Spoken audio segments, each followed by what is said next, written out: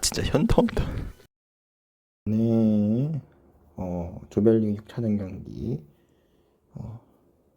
전부 끝났습니다. 네, 먼저 이 경기부터 설명을 드리기 전에 일단 같은 시간에 가와사키랑 광저우 FC 경기가 있었는데요. 이 경기에서 1대 0으로 가와사키가 이기면서 일단 가와사키는 남은 경기 결과를 봤어야 돼요. 만약에 조호르랑 울산이 무승부가 나온다면은 가와사키 입장에서는 11점, 세 팀이 11점이 되기 때문에 1위로 올라갈 수 있고요. 왜 1위로 올라가냐면은 전에도 얘기했지만 세 팀이 동률일 경우에는 득실차를 보는데 득실차 면에서 가와사키가 제일 높습니다. 그래서 가와사키 1위로 올라가게 되는데, 자, 문제는 두 팀 중 한 팀이 승리를 거두었을 때 가와사키는 올라가지 못해요. 네, 그럴 경우에는 이제 가와사키 2위가 되는데, 2위가 돼도 지금 가와사키가 조정 승점 면에서 좀 밀리기 때문에 올라가기가 상당히 힘든 상황이고요. 자, 그래서 네, 가와사키 입장에서는 무승부가 제일 좋은 시나리오였는데, 뭐 결론부터 얘기하자면은 조우루가 2대1로 울산을 이겼습니다. 자, 뭐 슈팅차도 조우루가 거의 2배 이상 많았고요. 유슈팅은 양 팀 다 슈팅자에 비해서는 특히나 조우르가 좀 많이 부족했던 편이었고, 점유율은 오히려 조우르가 많았는데 뒤에서 볼을 돌리는 장면이 조금 있어가지고 조우르가 점유율이 많았던 것 같습니다. 자, 라인업은 뭐 이렇게 나왔고요. 자, 뭐 선제골은 정말 예상치 못한 상황에서 나왔는데 조우르가 선제골을 넣었죠. 전반 초반에 조우르가 몰아치는 모습을 보여줬고요. 네, 그 상황에서 프리킥 반칙을 얻어낸 다음에 프리킥 또 놀라운 궤적이 솔직히 이거는 오른쪽 상단으로 찬다라고 얘기하고 차더라도 못 막을 프리킥 궤적이었거든요. 그래서 놀라운 궤적으로 조현우 골키퍼도 막기가 힘들었어요. 앞에 이제 수비벽을 이겨내고 요렇게 들어갔거든요. 그래서 놀라운 프리킥으로 이제 벨라스게스 아르헨티나 선수죠. 이 선수가 선제골을 만들어냈고, 하지만 중계화면도 제대로 잡지 못했어요. 골 장면을 다시 보여주고 있었는데 아마노 준 선수가 동점골을 만듭니다. 마지막에 슈팅 장면은 잡았는데 혼전 상황에서 이제 조르 선수가 이제 클리어링 미스, 사실 울산이 공격자가 많이 없었고 조우루가 오히려 수비 숫자가 많았는데 클리어를 하지 못했고 울산이 계속 집요하게 이제 밀어붙였고, 네, 결국에 마지막에 낮고 빠른 슈팅으로 골키퍼 손 맞고 아마노주 선수의 동점골이 터졌죠. 다행인 점은 이렇게 바로 동점골이 터져가지고 그나마 다행히 조우루 쪽으로 승부의 추가 기울게 되면은 조우루랑 저번에 붙었던 2차전 경기였죠. 그 2차전 경기 때 조우루한테 선제골을 내준 다음에 이제 분위기를 완전히 내줬기 때문에 울산 입장에서는 빠르게 동점골을 내는 게 필요했는데 다행히 동점골을 바로 만들어냈고요. 하지만 그 이후로 전반전에 조우루가 한 번 더 골망을 흔들었습니다. 근데 옵사이드로 이제 골이 취소가 되긴 했는데 그 전반 25분경이었나? 사실 제가 보기도 살짝 애매해요. 뭐 그래서 다행히 옵사이드가 부심 판정으로 선언되긴 했지만 거의 동일선상이었고 제가 보기에도 상당히 좀 애매하다라고 좀 볼 수 있는 장면인 게 그 조우루 선수가 여기 있었고 울산 선수가 여기 이렇게 넘어져 있었어요. 그래서 사실 옵사이드가 팔이나 뭐 그런 걸 보는 게 아니라 사실 발 위치를 보거든요. 근데 부심도 멀리 있어서 사실 발 위치를 정확하게 보기가 힘들었을 거예요. 그래서 제가 보기에는 뭐 조우루 선수가 들어가고 있는 상황이었기 때문에 뭐 동일선상이다 하더라도 원래는 이렇게 들어가는 침투하는 선수한테 옵사이드를 많이 주거든요. 그래서 제가 생각하기에는 한 조우루 선수가 반발자국 정도 앞서 있었다. 그렇게 보여집니다. 뭐 사람마다 생각이 다르겠죠. 저는 그렇게 생각을 했고요. 그만큼 전반전 사실 울산이 조우루한테 계속 끌려다녔습니다.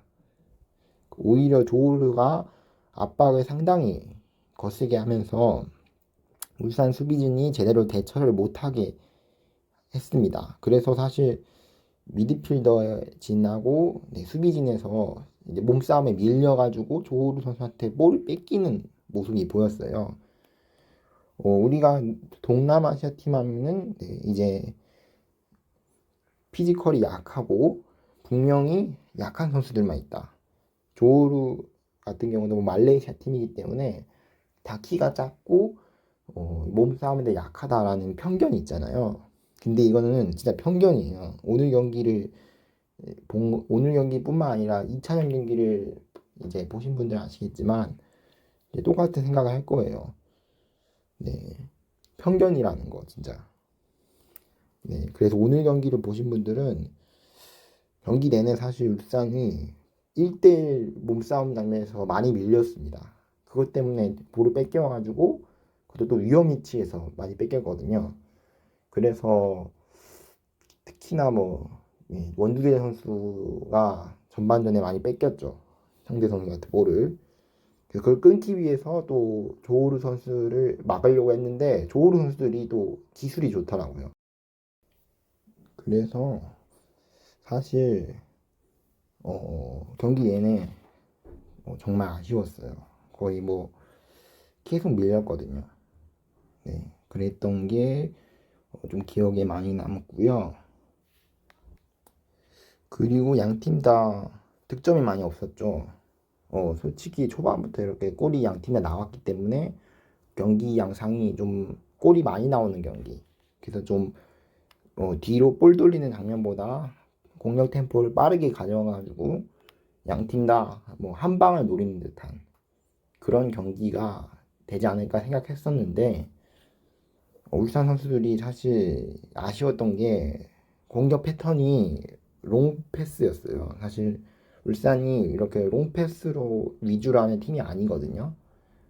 숏패스로 짧게 짧게 이어가서 기회를 보다가 이제 원터치 패스나 그런 걸로 상대의 밀집 수비를 타파해내가지고 골을 만들어내는 그런 팀인데 사실 울산이 오늘 경기에서는 자신이 무엇보다 가장 아쉬웠던 점이 레오나르도 선수가 진짜 타격이란다. 그 타격맨이 아니라 레오나르도 선수가 진짜 타격맨처럼 움직이더라고요. 전반전에 계속 롱볼로. 왜냐면은 조우루가 압박이 거세고 울산이 빌드업이 제대로 안 되니까 롱볼로 이어갔는데 그러다 보니까 역습하는 루트가 레오나르도 선수가 타깃맨으로 활용하는 경우가 많았는데 그런 점이 사실 약간 아쉬웠어요. 그래서 울산이 자신이 원하는 스타일이 아니라 자신이 원하는 스타일보다는 조우루가 오히려 잘하는 것을 너무 많이 내줬다. 그게 많이 아쉬웠어요. 이번 경기 문제뿐만 아니라 사실 2차전 경기도 경기 양상이 비슷했거든요. 조우루가 계속 잘하는 걸 하게 해주니까 우리가 잘하는 걸 해야 되는데 울산이 너무 조우루에 끌려간 것 같아요. 그게 많이 아쉬웠습니다. 그리고 마지막 골도 사실 되게 아쉬워요. 사실 1대1 무승부로 끝나면은 앞서 얘기한 대로 득실차로 구분하게 되는데 그럼 1위가 가와사키, 2위가 울산, 3위가 조우루기 때문에 사실 울산도 뭐 2위로도 어떻게 승부를 볼 수 있는 상황이었지만 사실 조정 승점 때문에 사실 그렇지도 못했거든요. 그래서 사실 2위로 가도 어렵긴 했지만 그래도 적어도 무승부라도 내줬으면은 하는 좀 아쉬움도 있었고 사실 무승부보다는 이기면은 1위기 때문에 사실 이긴 게 사실 베스트예요. 네, 그게 많이 아쉬웠어요. 그래서 그런 점이 많이 아쉬웠고, 그 마지막 골도 이제 조우루가 마지막에 집중력이 더 좋았어요, 사실. 그게 많이 아쉬웠네요. 골 장면이 계속 생각이 나는데, 저도 골 먹히고 나서 이게 뭐지라는 생각이 가장 먼저 들었고요. 그냥 뭐 아무 생각도 안 들었어요. 한 골 넣은 거 들어간 거 보고 한 30초 동안은 진짜 머리가 새하얘지는 느낌? 네, 그런 느낌이 많이 들었고요. 골도 사실 박용호 선수가 뭐 의도적으로 넣었다, 자책골을 넣었다 뭐 그런 건 아니지만 발을 뻗다가 이제 그게 걷어내려고 했는데 그 들어간 거잖아요.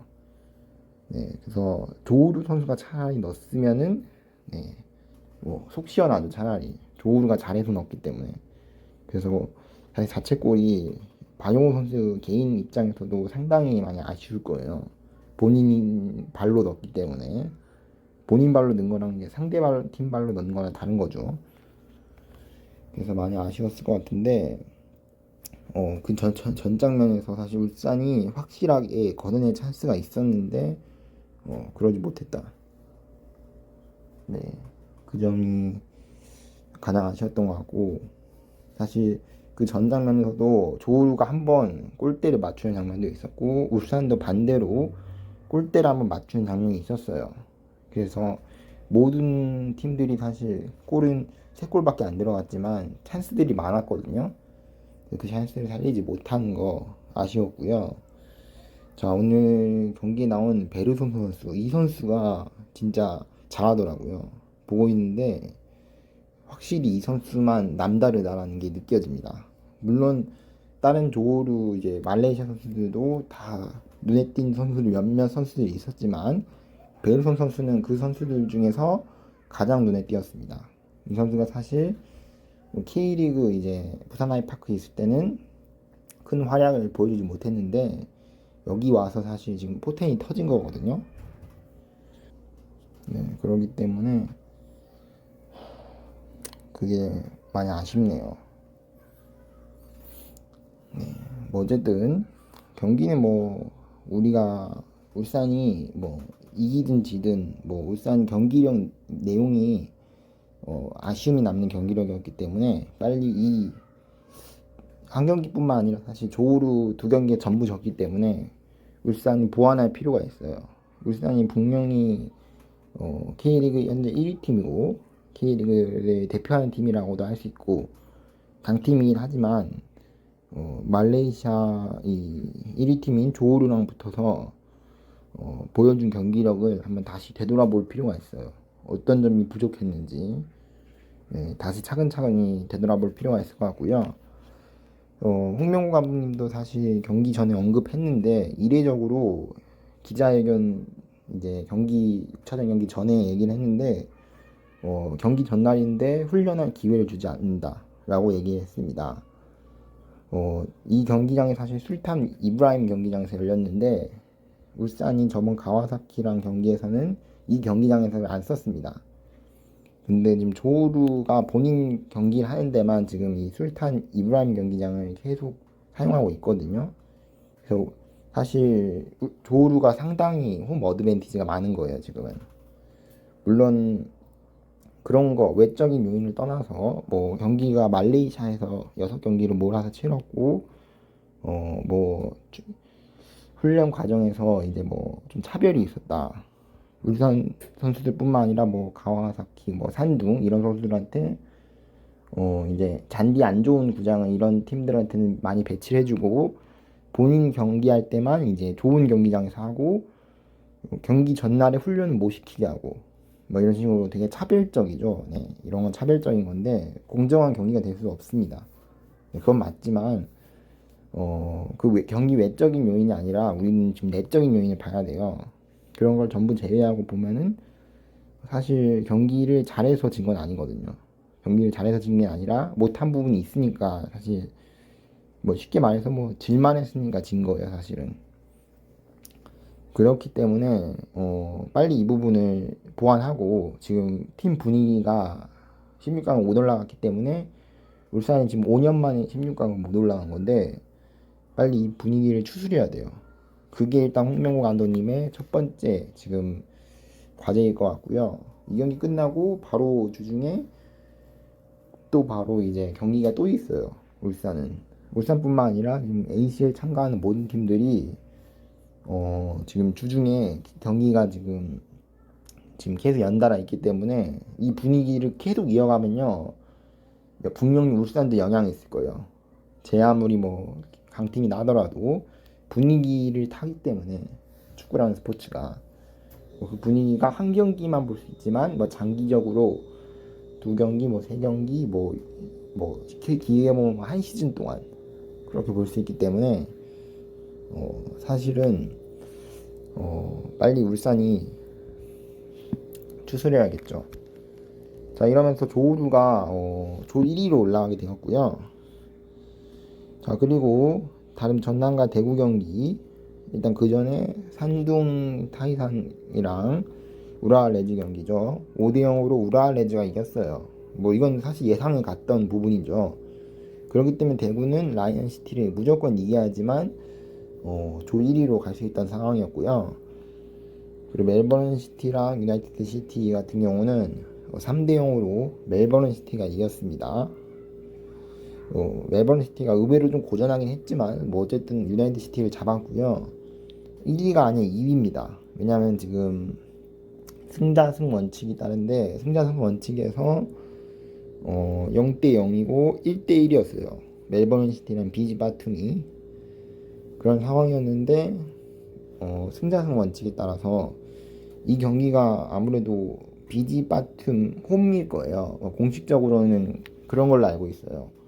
그래서 뭐 원정 다득점으로 봤을 때도 사실 비지 바툼이 뭐 순위가 좀 더 위에 있고요. 득실차 면으로 봤을 때도 사실 비지 바툼이 좀 더 많이 넣었거든요. 그래서 1위고 멜버른이 2위가 됐습니다.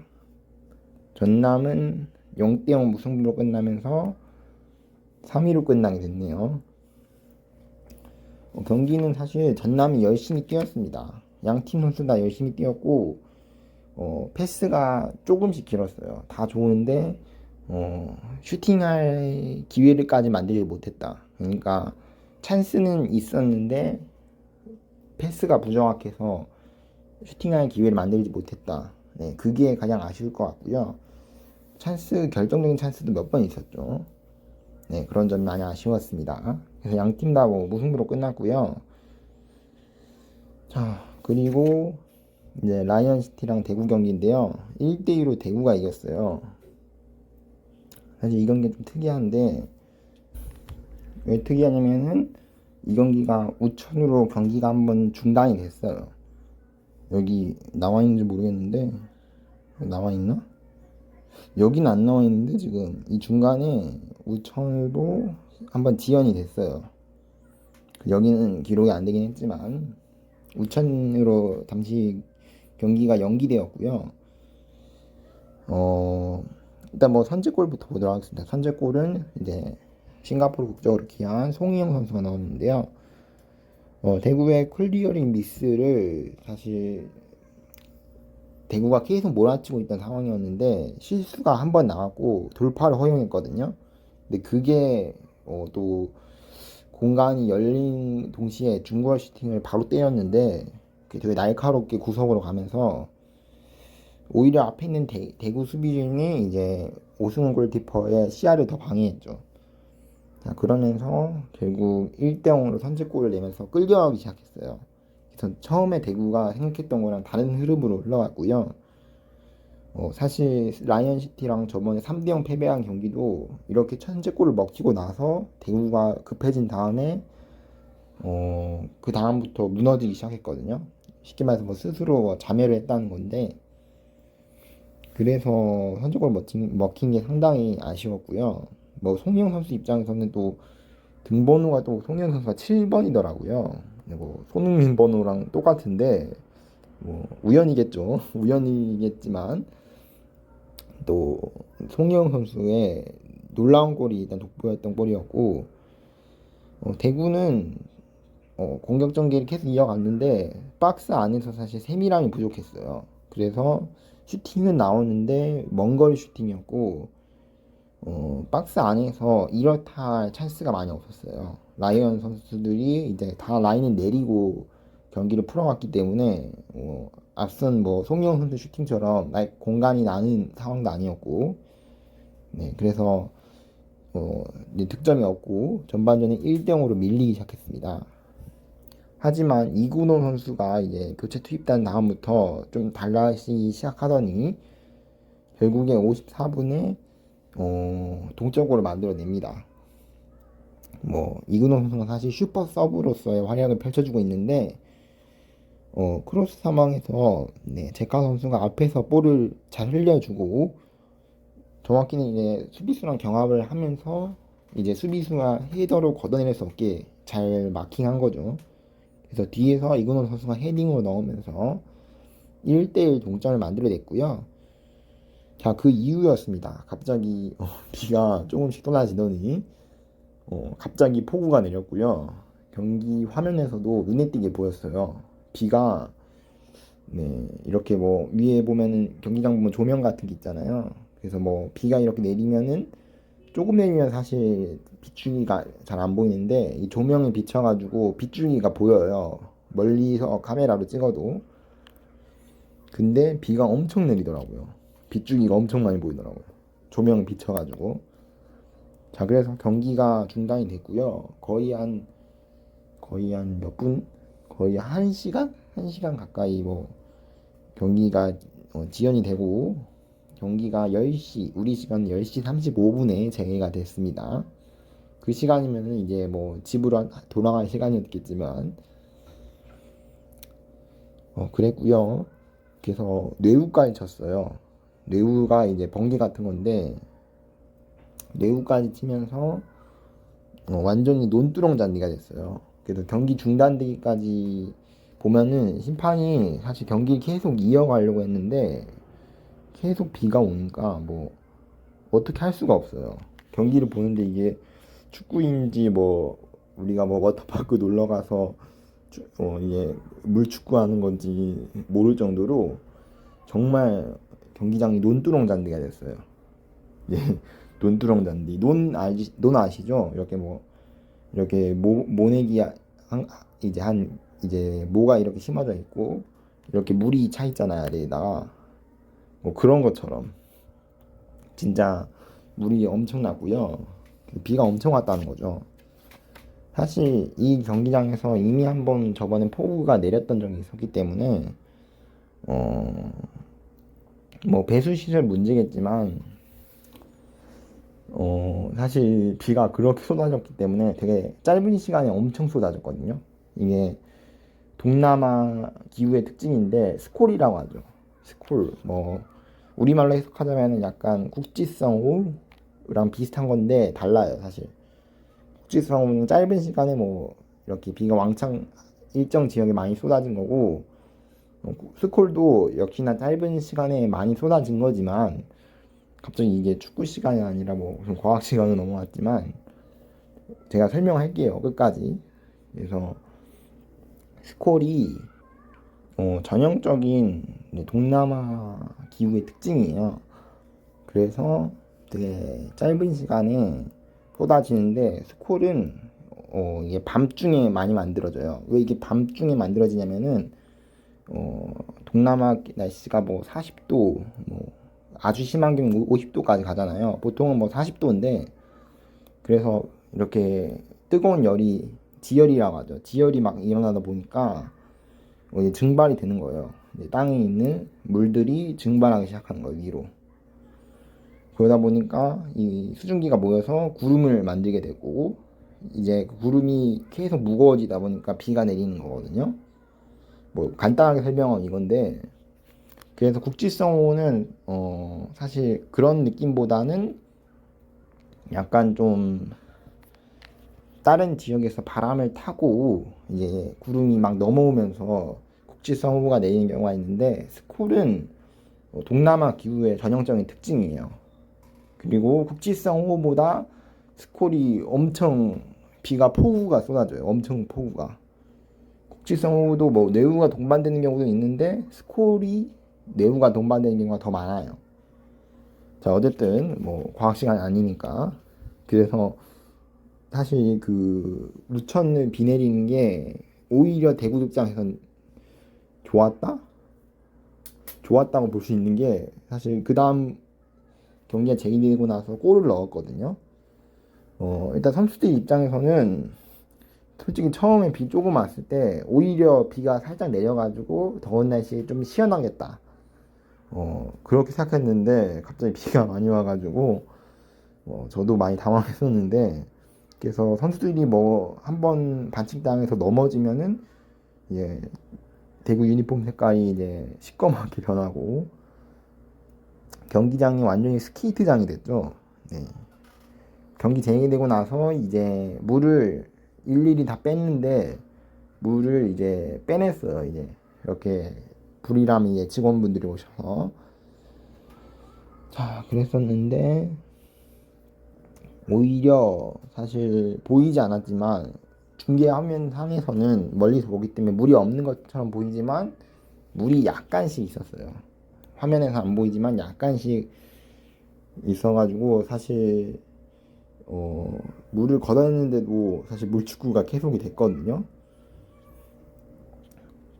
그 상황에서 이제 김진혁 선수가 이제 또 페널티 박스 안에서 파울을 얻어내면서 PK가 상황이 되었고, 제카 선수가 그 위치가 사실 페널티 차는 데가 물이 많았거든요.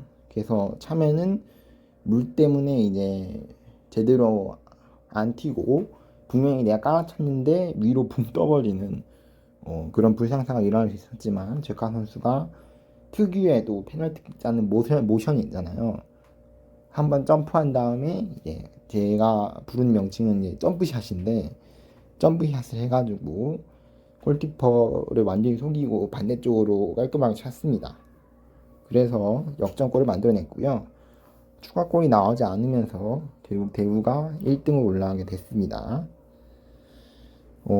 일단 여러모로 정말 16강 가기 힘들다라는 생각이 많이 들었고, 뭐 울산도 역시나 조울한테 2번 져가지고 16강에 못 가게 되었고, 대구 같은 경우도 네, 우천 중단으로 오래 기다리고 나서 16강을 갔기 때문에 이렇게 조별리그가 힘든 적이 있었냐라는 생각이 좀 들기 시작하네요. 자, 이러면서 전부 지금 몇 개 조 빼고는 나왔습니다. 2개 조 빼고는. F조는 지금 대구가 지금 우려랑 승점이 똑같은데 승자승 원칙에서 앞서가지고 진출하게 되었고, 우라와도 승점을 잘 쌓았기 때문에 확정 지었어요. 우라와까지 여기 2위까지 올라가게 되었고요. G조는 BG 빠툼 유나이티드가 12점. 근데 지금 득실 차에 앞서 있을 거예요. 득실 차에. 그래서 지금 플러스 지금 9여가지고 BG 빠툼이 올라가게 되었고요. 멜버른 시티는 진짜 안타까운 게 현재 상황으로는 지금 못 올라가는데, 사실 오늘 경기 결과에 따라서 네, 지금 멜버른 시티의 또 운명이 달라집니다. 그래서 H조는 지금 요코하마가 12점, 전북이 11점. 이 경기도 이 두 팀은 확정 지었어요. 올라가는 이 두 팀은 확정 지었고, 문제는 1위로 올라가냐 2위로 올라가냐, 이게 사실 아주 중요하거든요. 이것 때문에 16강에서 어떤 팀을 상대할지 이제 완전히 달라지기 때문에 상당히 중요하고요. I조는 조오루, 가와사키, 울산 그런 순서인데요. 뭐 조오루는 1위로 진출을 확정 지었고 2위가 가와사키인데, 가와사키가 지금 경기가 다 끝났는데 승점이 모자라요. 조정 승점이. 그래서 여긴 조오루만 올라갑니다. I조가 가장 지금 반전인데, 모두가 사실 가와사키랑 울산이 1위 자리를 두고 경쟁할 거다라는 의견이 있었는데, 정작 이 두 팀은 전부 탈락했고 엄한 지금 조루가 올라간 거거든요.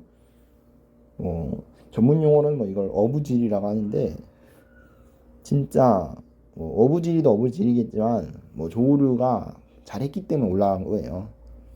그래서 1위로 올라가게 되었고요. 제이조도 아직 한 경기가 안 끝났죠. 비셀고베가 이기면은 또는 무승부를 하면은 1위로 올라가고요. 반대로 키치가 이기면은 이제 키치가 1위로 올라갑니다.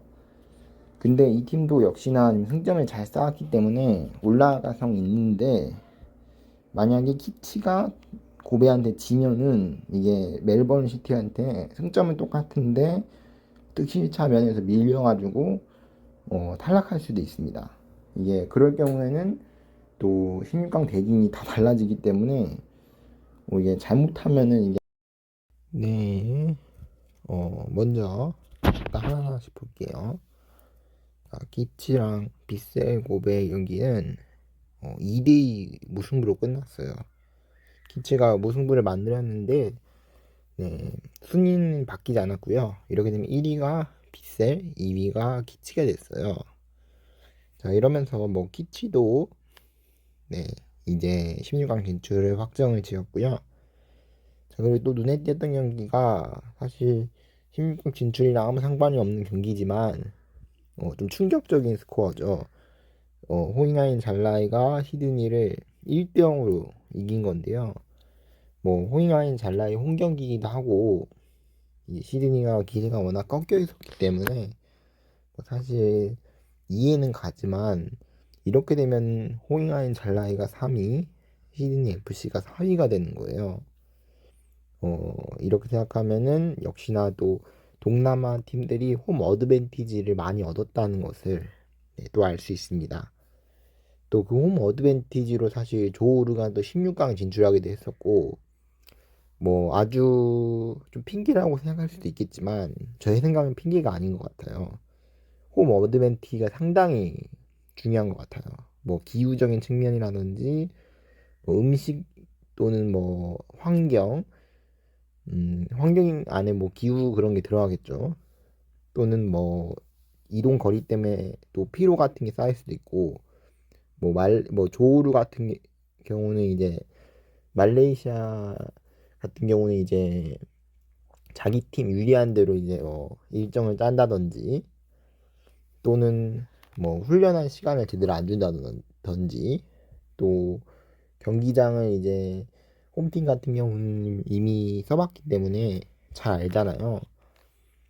그렇게 생각하면 사실상 홈팀이 상당히 유리합니다. 이런 조별리그 같은 경우는 또 2, 3일 간격으로 계속 한 나라에서 계속 있으면서 모여서 하기 때문에 홈팀 입장에 상당히 유리한 경기가 될 수밖에 없거든요. 자, 어쨌든 전북과 요코하마 경기는 1대1 무승부로 끝났습니다. 경기는 뭐 요코하마가 뭐 거의 일방적으로 전북을 몰아쳤다 해도 무방하지 않을 것 같고요. 점유율은 6대4인데요. 선제골은 요코하마 쪽에서 나왔죠. 로페스 선수의 선제골이었습니다. 전북 수비진의 수비 패스 미스, 그 이후에 깔끔하게 이어가고 로페스 선수가 마무리하면서 선제골을 만들어냈고요. 하지만 얼마 안 돼서 전반 11분 침투 패스 그리고 발리로 찼는데, 이제 침투 패스가 약간 좀 띄워주는 패스였죠. 네, 상대 패스 미스를 또 받아가지고 한 장면이었기 때문에 양 팀 다 사실 패스 미스가 한 번씩 나오면서 골이 만들어졌습니다. 네, 구스타보 선수가 또 타기맨처럼 움직여주면서 전북이 그래도 원활한 공격을 할 수 있었고, 다른 선수들이 사실 움직임이 많이 안 좋았죠. 그래서 여러모로 네, 전북 입장에서는 그래서 지금 동아시아가 먼저 F조가 지금 1위 대구, 2위 우라와 이런 순서로 일단 됐고요. G조는 비지바툼, 멜버른 시티, H조는 요코하마, 전북, 그리고 I조는 조루, 가와사키, J조는 비셀고베, 키치인데요. 네, 이 중에 일단 가와사키는 2위간 서열 때문에 떨어졌고요. 그리고 멜버른 시티도 떨어졌죠. 그래서 지금 진출팀이 이 두 팀, 이 한 팀, 이 두 팀, 그리고 이 한 팀, 여기 두 팀 이렇게 됐습니다. 자, 그래서 16강 대진이 어떻게 짜졌냐면요. 자, 이렇게 되면서 자, 일단 서아시아, 동아시아, 일본, 사우디가 세 팀씩 올라갔고요. 각각 비셀고베, 요코하마, F 마리노스, 우라레드 이렇게 올라왔는데 일단 가장 큰 게 지금 제일 유력했던 가와사키가 일단 조별리그에 탈락했다는 거, 그게 눈에 띄게 보이고요. 자, 그리고 사우디아라비아는 알힐랄, 알샤바브, 알파이살리가 올라갔습니다. 그리고 두 팀씩 올라간 팀은 카타르랑 대한민국인데요. 카타르는 남태희 선수의 알두알하고 알라이안이 올라갔습니다. 대한민국은 일단 울산이 충격 탈락하게 되었고, 전남은 마지막까지 열심히 해줬지만 3위로 탈락하게 되었고요. 그래서 남은 팀은 대구랑 전북, 그리고 나머지 팀들은 한 팀씩 올라갔는데요. 이란은 일단 폴라드라 되어 있네요. 폴라드도 맞는 걸로 알고 있는데 여기 일단 폴라드라고 되어 있고, 그리고 아랍에미리트는 샤바브 알 알리, 그리고 태국은 비지바투 유나이티드, 그리고 우즈베키스탄은 나사프 카르시, 그리고 말레이시아는 조르 다르 탁짐, 홍콩은 이제 대한 선수의 키치 SC까지 나오게 됐습니다. 자, 그래서 대진이 이렇게 짜져 있고요. 제일 눈에 띄는 거는 카타르 팀끼리 이렇게 붙게 되었고, 한국 팀, 일본 팀 이렇게 붙게 되었습니다. 그래서 같은 나라끼리 서로 붙는 경우가 상당히 많이 눈에 띄었고요. 동아시아 같은 경우는 8월 16일, 19일 날 16강을 치를 예정이고요. 16강은 일단 단판으로 할 가능성이 있는데, 현재 상황은 단판으로 확정이 됐는데, 여기 왼쪽 각조 1위 팀 또는 비셀고베랑 이제 요코하마는 둘 다 1위 팀인데, 여기 팀이 홈팀을 잡았고요. 그런 식으로 홈팀이 짜져 있고요. 서아시아는 내년에 하죠. 내년 2월 달에 서아시아는 경기가 있을 예정입니다. 그래서 서아시아, 동아시아 대진이 이렇게 짜져 있고요. 이대로 된다면은 대구랑 전북의 승자는 이제 비디바툼하고 키치 SC의 승자랑 이제 8강전을 치르게 되겠고요. 반대편 같은 경우는 지금 한국 팀이 한 팀도 없어요. 지금 전부 일본 팀이고, 대진이 이렇게 짜지면서 일단 K리그 팀 입장에서 상당히 좀 불행인 게, 일단 장점이 있다면은 8강전에 일단 한국 팀 한 팀이 무조건 올라가요. 근데 16강부터 이렇게 서로 붙게 되면서 또 잘못하면은 또 8강에서 떨어질 수도 있고, 왜냐면 지금 동남아 팀들이 워낙에 좋은 성적을 내고 있기 때문에 그럴 수도 있고요. 아니면 또 4강까지 가서 또 불안감도 있기 때문에 올 아침 이제 조별리그 총평을 하자면은 동남아 팀들의 강세, 이렇게 뭐 정리할 수 있을 것 같고요. 동남아 팀들이 몇 팀 보이죠. 그리고 이제 나머지 이제 한국과 일본 팀들이 약간 거기에 좀 눌려 있는 것 같은 좀 그런 경기 양상이었습니다. 그래서 동남아 팀들이 제가 솔직히 동남아 팀들을 많이 무시했었는데, 동남아 팀들이 우리 옛날 생각으로는 뭐 약하다라고 생각하고, 뭐 지금은 뭐 중국 2군 팀들이 지금 대신하고 있긴 하지만 중국 2군 팀처럼 옛날에 동남아 팀을 뭐 7대 0이나 뭐 5대 0이나 뭐 크게 잡은 적도 있었기 때문에 사실 많이 약봤거든요. 그래서 여기에서도 지금 뭐 떨어진 팀들 뭐 호잉하인 잘라이나 뭐 라이언 시티 같은 경우도 사실 K리그 팀의 상대로 잘 싸웠거든요. 네, 그렇기 때문에 사실 하면 안 돼요, 지금 상황이. 오히려 동남아 팀이 더 힘들 수도 있다. 네, 이게 제 생각이고요. 자, 이런 혼전 상황에서 과연 어떻게 될지 16강전은 8월 달에 있을 예정입니다. 자, 그럼 저는 이제 K리그로 다시 돌아가서 뵙도록 하겠습니다. 그럼